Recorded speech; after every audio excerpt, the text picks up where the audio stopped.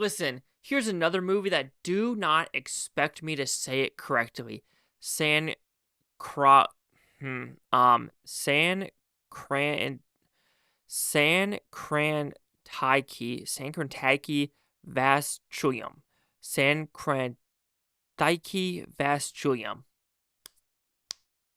Idiot American here. Or I'm going to guess a lot of people actually can't pronounce that.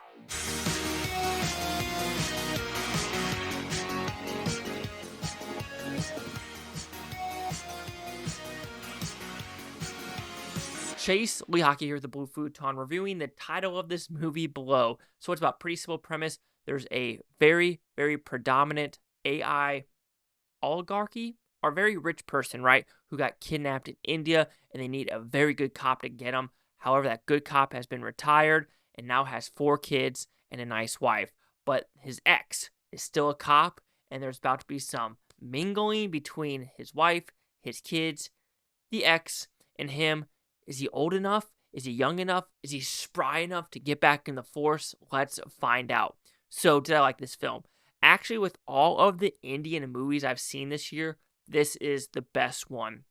To me, it had universal humor. It had some pretty good violence at the end. It had just good editing and a good story overall. And I just had a fun time with this movie. So, overall, yes, acting pretty good with the wife, the ex, the cop.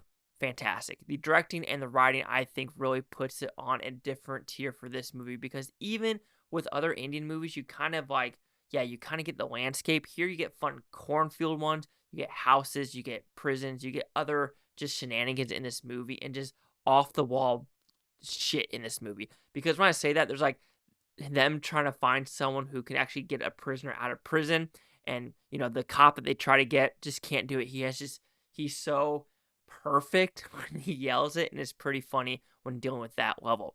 The actual scenarios in this movie, like I said before, maybe some of it is more Indian related, especially with the whole YouTube thing and the little kid, the cornfield, kind of the Weekend at Bernie's feel of it, the deaths in this movie, and just the overall bantering back and forth. It was never boring or never over the top of should this guy go with his ex or go with his wife with the 4 kids, and having the backstory of he only has one love, but the one love is never going to happen anymore because he was just such in a rut and he wanted love like that. And this is kind of interesting because there are people like that who cannot be alone and they need to find love just like that. And I find that very fascinating and interesting. What also was fun in this movie is it was just fun, right? Because you just have movies like this where it feels like Indian movies, I hate to say it, usually have a good first half and a bad second half, or a bad first half and a good second half. Here, it stretched out to be good overall with the different scenarios and funness. Yes, the more action, comedy, Weekend at Bernie's feel was more at the end of the film, and the beginning was more of getting to know these characters and, having this bantering back and forth of having sex with their wives and, being able to do that. And the father-in-law does not want more kids because he was not expecting 2. He got 3, he got 4. Now maybe a 5th one is coming.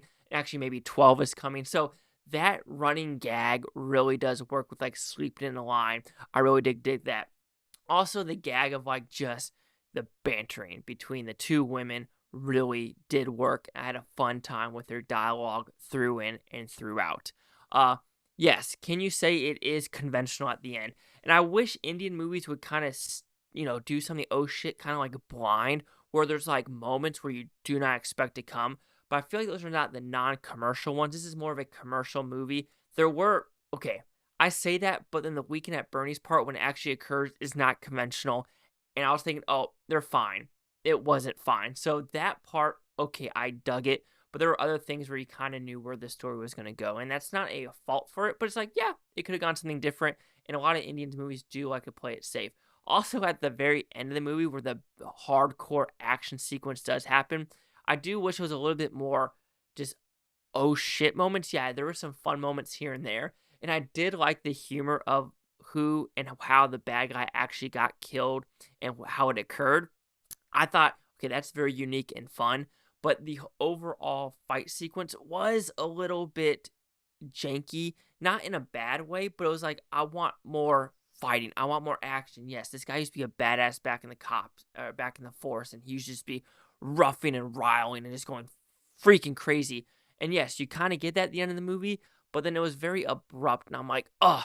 There's like 20 or 30 guys. Yes, some people are getting their shit rocked, but I want more shit rocking, and I want it to be extended for a little bit longer. Yes, there was also other action set pieces with guns, like I said, in the cornfield or things like that, and trying to get to know some of these gangsters and everything.